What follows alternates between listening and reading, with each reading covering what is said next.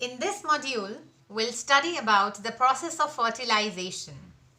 Now we know that the fusion of male and female gamete is said to be fertilization, or we can say that fertilization results into the formation of a structure that is known as a zygote, which is a diploid cell, consists of two sets of chromosomes. Now students, there is a very important, or I would say an interesting process, that is the parthenogenesis.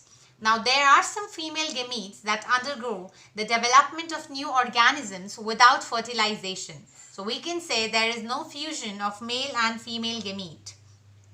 This phenomenon is called parthenogenesis, which can occur without meiosis through mitotic oogenesis, where mature egg cells are produced by mitotic division, and these cells directly develops into embryos. For example, students, we have rotifers, honeybee and turkey birds. Moving on to the next that we have is the types of fertilization. So here students, mainly fertilization is divided into two categories. The first one we have is the external fertilization, and another one we have is the internal one. Now here the name is itself indicating external means something that is taking place outside the body. But talking about internal fertilization, it is a type of fertilization or syngamy that takes place inside the body of organisms. So this is the important difference between these two. The examples of external fertilizations are algae, fishes and amphibians. And talking about the examples of internal one, here we have is fungi, reptiles, birds and we mammals. Now students, here comes the last events, that is the post-fertilization events. Now events in sexual reproduction after the formation of zygote, they all are categorized into post-fertilization events. So the zygote has been formed, student. Now in organisms belonging to fungi and algae, zygote develops a thick cell wall. Or why it develops thick wall, student?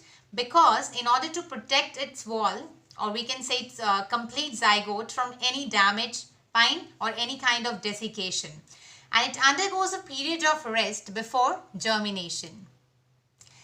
Now students, the zygote has been formed, and through various division, now it results into the formation of a structure that is known as embryo.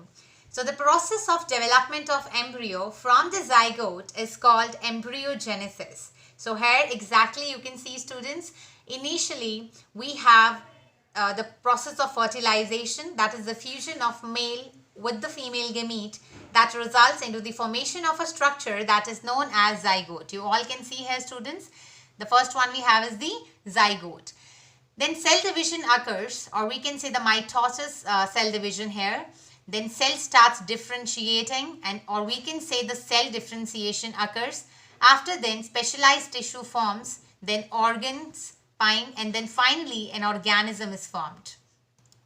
This was all about in case of animals. Now students, animals, they are of two types. The first one we have is the oviparous, and another one we have is the viviparous. Now what are oviparous? They basically are the animals or the organisms which lay fertilized or unfertilized eggs. For example, you can see here, students, we have reptiles and birds. So you can see here, these are the eggs which are laid by the hen. So it is which kind of animal? Oviparous. But talking about viviparous animals, these are the animals which give birth to young ones. For example, mammals. Now students, here comes the development of the zygote in case of oviparous animal and viviparous animal. Now in case of oviparous, fertilized eggs, they are covered by hard calcareous shell which laid in a safe place in the environment, and young one hatch out after a period of incubation. And this period of incubation can be like from few days to few months also. Talking about the viviparous, a proper embryonic care and protection causes greater survival chances of young ones in viviparous. But talking about oviparous, students, the rate of survival we can say is much less in comparison to the viviparous, because the fertilization or we can say the egg is outside the body, so it may get damaged.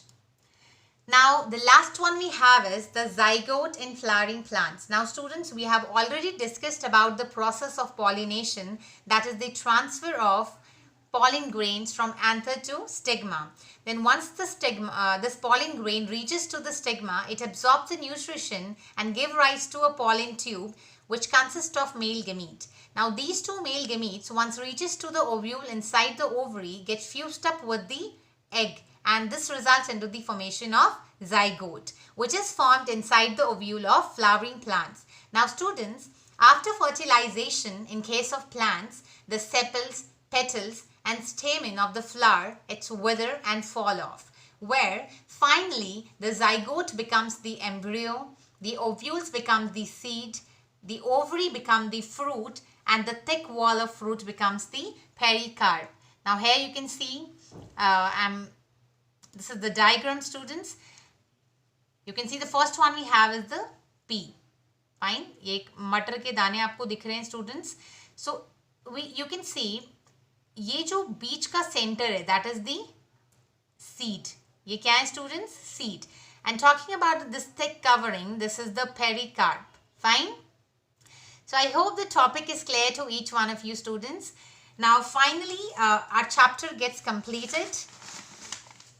I hope the topic is clear. Thank you, everyone.